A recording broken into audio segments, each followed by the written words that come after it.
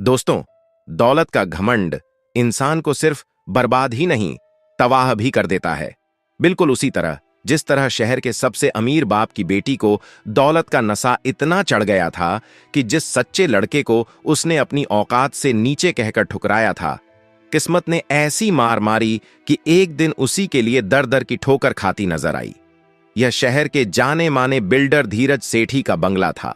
सफेद संगमरमर, गेट के दोनों तरफ गार्ड और अंदर की सजावट ऐसी कि रघु जैसे कारपेंटर को भी डर लगे कि अगर कोई हथौड़ी गलत चल जाए तो उसकी जिंदगी भर की कमाई भी जा सकती है। उसी दोपहर उसकी पहली बार मुलाकात हुई थी आर्या से। हल्की नीली डेनिम, सफेद टॉप, कंधों तक खुले बाल और आंखों में घमंड। वो ऊपर से आई, अपने फोन पर कुछ देख रही थी और जब रघु से टकराई तो झल्लाकर बोली, तुम लोग आते क्यों हो अंदर ऐसे? गेट के बाहर इंतजार नहीं कर सकते थे? रघु थोड़ा पीछे हटा, बोला नहीं, बस सिर झुकाकर बोला, मैडम झूले का फिटिंग अंदर से ही होगा, बाहर से नहीं। आर्या ने ऊपर से नीचे तक उसे देखा। पुरानी पैंट, हल्का सा गंदा कुर्ता, हथेलियों पर गोंद के निशान, और उसने ठहाका मारा, वैसे भी क्या फर्क पड़ता है, तुम जैसे लोग तो काम के लिए ही आते हो। रघु ने कुछ नहीं कहा, बस हल्के से मुस्कुराया।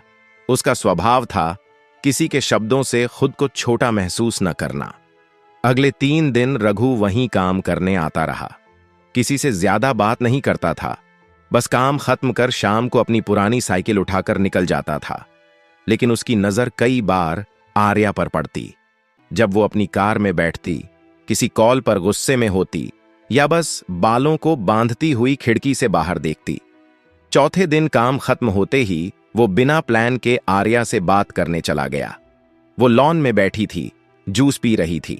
रघु ने थोड़ा हिम्मत जुटाकर कहा, आपके लिए झूले के साथ एक छोटा टेबल भी बनाया है, गिफ्ट है, लकड़ी के जो टुकड़े बचे थे।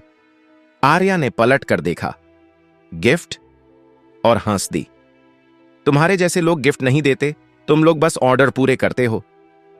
रघु ने फिर भी मुस्कुराकर कहा, शायद आप ठीक कह रही हैं, पर मैं गिफ्ट दे रहा हूं, काम नहीं कर रहा।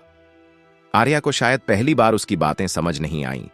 उसने आंखें तरेर कर बोला, कहना क्या चाहते हो? रघु ने अपने दोनों हाथ जोड़कर कहा, कुछ नहीं, बस एक बात कहनी थी। अगर आपकी शादी अब तक तय नहीं हुई हो तो मैं। उसके बोलने से पहले ही आर्या जोर से हंस पड़ी, इतना तेज कि पास खड़े माली और गार्ड भी मुस्कुराने लगे। तू मुझसे शादी करेगा? तेरी औकात क्या है? तू मेरे पापा के बंगले में फर्नीचर बनाता है और सोचता है मैं तेरे साथ जीवन बिताऊंगी? वो वहीं नहीं रुकी, फोन निकाला, किसी को कॉल किया और कहा, अरे सुन ना, तू नहीं मानेगा, आज एक कारपेंटर ने मुझे शादी का प्रपोजल दिया। हा हा हा, हाँ सच्ची में, उसी ने जो झूला बना रहा है। रघु चुपचाप सुनता रहा। उसकी आंखों में ना आंसू थे न गुस्सा, बस खामोशी थी। वो 1 मिनट और खड़ा रहा, फिर सिर झुकाकर बोला, मैंने इज्जत से बात की थी, आपने औकात देख ली। कोई बात नहीं, वक्त की भी एक जुबान होती है, वो भी एक दिन बोलेगा और उस दिन मैं चुप रहूंगा। रात को वो जब अपनी छोटी सी झोपड़ी में लौटा, मां ने पूछा, क्यों बेटा, आज कुछ थका थका लग रहा है? रघु ने कहा, थकावट नहीं है मां, कुछ बातें अंदर से खुरच देती हैं।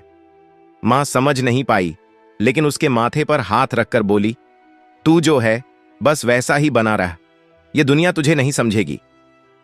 रघु अगले दिन फिर से काम पर निकल पड़ा, जैसे कुछ हुआ ही नहीं।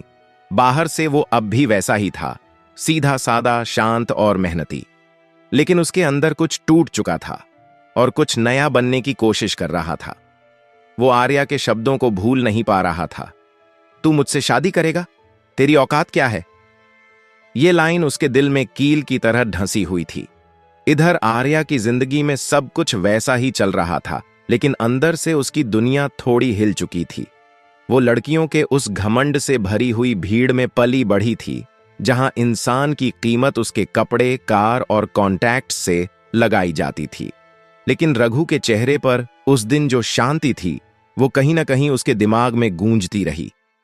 हालांकि उसने ये बात खुद से भी कबूल नहीं की थी, लेकिन जब वो फोन में रघु का मजाक बना रही थी, तो कहीं न कहीं उसे ऐसा लगा था कि शायद उसने हद पार कर दी है। आर्या उस वक्त विवेक नाम के एक लड़के के साथ रिलेशनशिप में थी। विवेक एक बिजनेसमैन का बेटा था, हैंडसम, पॉपुलर, ब्रांडेड कपड़े पहनने वाला और आर्या के लेवल का। उसके साथ आर्या को लगता था कि ये ही असली प्यार है, क्योंकि दोनों साथ पार्टी करते, फोटो अपलोड करते और अपने दोस्तों के बीच एक पावर कपल कहलाते। लेकिन सच कुछ और था। विवेक कभी आर्या से उसके स्वभाव या सोच पर बात नहीं करता था, बस उसकी गाड़ी, बंगला और उसके पिता के बिजनेस से मतलब रखता था। एक शाम जब आर्या ने मजाक में विवेक से कहा, अगर सब कुछ चला भी जाए और हम दोनों को एक छोटे घर में रहना पड़े तो? विवेक ने हंसते हुए जवाब दिया, तब मैं तो तुझसे शादी करने की सोच भी नहीं सकता आर्या। तू क्या सोच रही है? आर्या हंसी तो थी उस वक्त, लेकिन उस हंसी में खालीपन था। किस्मत को शायद यही मंजूर था। सेठी ग्रुप पर एक पुराना जमीन घोटाला खुल गया। मीडिया में नाम उछला, इनकम टैक्स रेड पड़ा और एक के बाद एक केस बनने लगे। धीरज सेठी, जो शहर में रुतबा रखते थे, अब हर जगह बदनाम हो गए। बैंक अकाउंट फ्रीज हो गए, बंगला जब्त होने की नौबत आ गई और दोस्तों, रिश्तेदारों ने फोन उठाना बंद कर दिया। एक रात जब आर्या ने विवेक को फोन किया, रोते हुए कहा कि पापा की तबीयत बिगड़ गई है, पैसे की जरूरत है। विवेक ने कहा, सॉरी आर्या, अब तू मेरे किसी काम की नहीं, मुझसे उम्मीद मत रख, और कॉल कट हो गया। आर्या ने रोते हुए 100 बार उसका नंबर डायल किया, लेकिन विवेक ने कभी दोबारा फोन उठाया ही नहीं। उसने जिस दुनिया पर भरोसा किया था, उसी दुनिया ने उसे सबसे बुरी तरह ठुकरा दिया था। अब आर्या अपने पिता, बीमार मां और टूटे हुए घर में एक छोटे से किराए के फ्लैट में रहने लगी। दिन भर नजरें चुराकर घर से निकलती, जॉब के लिए दर दर भटकती, लेकिन हर जगह जवाब मिलता, सॉरी, हम सेठी ग्रुप वालों को नौकरी नहीं देते। औरतें ताने मारती, अरे वो सेठी साहब की बेटी है ना, अब लाइन में लगती है। बच्चा बच्चा पहचानता था, ये वही लड़की है ना जिसकी बाप की कंपनी बंद हो गई। आर्या टूटने लगी थी। जो लड़की कभी अपने स्टाइल, मेकअप और इंस्टाग्राम पर हजारों लाइक से अपना आत्मविश्वास बनाती थी, अब आईने से नजरें चुराती थी। उसके पास अब ना पैसा था, ना प्यार, ना पहचान, बस हर रात सिसकियां थीं और हर सुबह शर्मिंदगी। एक दिन मां की तबीयत बहुत ज्यादा बिगड़ गई। रात के 2:30 बजे थे और कोई फोन नहीं उठा रहा था। कॉल टैक्सी वालों से लेकर हॉस्पिटल तक सब ने मना कर दिया। आस पड़ोस वालों ने दरवाजा तक नहीं खोला। मां बिस्तर पर पड़ी थीं, हाथ कांप रहे थे, सांस फूल रही थी। आर्या की आंखों से आंसू थमने का नाम नहीं ले रहे थे। तभी एक बाइक की आवाज आई। आर्या ने खिड़की से देखा, एक चेहरा जो जैसे अंधेरे में भी उजला दिख रहा था। वो था रघु। आर्या समझ ही नहीं पाई कि वो वहां कैसे आया। उसने कुछ नहीं पूछा, कुछ नहीं कहा, बस मां को धीरे से अपनी गोद में उठाया और बोला, चलिए, देर नहीं करनी चाहिए। आर्या सिर्फ देखती रही, स्तब्ध, शर्मिंदा और शायद थोड़ा हल्का भी। हॉस्पिटल पहुंचने तक रघु ने सब संभाल लिया। फार्म भरा, दवाइयां लाईं और खुद खून भी दिया जब जरूरत पड़ी। आर्या बैठकर बस मां का माथा सहलाती रही और रघु को निहारती रही। एक वो इंसान जिसे उसने कभी इंसान तक नहीं समझा था, आज उसकी मां की जान बचाने में जुटा था, बिना कोई हिसाब लिए। जब मां को आईसीयू में शिफ्ट कर दिया गया तो आर्या धीरे से रघु के पास गई। आवाज कांप रही थी, आंखें नम थीं। बोली, तुमने ऐसा क्यों किया? रघु ने उसकी आंखों में देखा और मुस्कुराकर बोला, क्योंकि मुझे तुमसे प्यार था और सच्चा प्यार मदद मांगने का इंतजार नहीं करता। आर्या कुछ नहीं बोल पाई, जुबान जैसे बंद हो चुकी थी। उसके जीवन की सारी अकड़, सारी ऊंच नीच की सोच, सब कुछ उस एक पल में जैसे पिघल गई। जो इंसान किसी उम्मीद के बिना आया था, उसने उसे जीना सिखा दिया। रघु के जाते ही आर्या फूट फूट कर रो पड़ी। अब वो आंसू उसकी हार के नहीं थे, वो एक ऐसे एहसास की शुरुआत थे जहां वो खुद को धूल बराबर समझ रही थी। घमंड, दिखावा और झूठी मोहब्बत से पूरी तरह खाली। अब उसके सामने बस एक इंसान था जिसने बिना कुछ लिए सब दे दिया था। अगली सुबह आर्या की आंख जल्दी खुल गई थी। मां आईसीयू में थीं, लेकिन खतरे से बाहर थीं। डॉक्टर ने कहा था, किसी नेक इंसान ने सही समय पर अस्पताल लाकर आपकी मां की जान बचा ली। आर्या बस खामोश रही। वो जानती थी वो इंसान कौन था। आर्या दिन भर हॉस्पिटल की कुर्सी पर बैठी रही।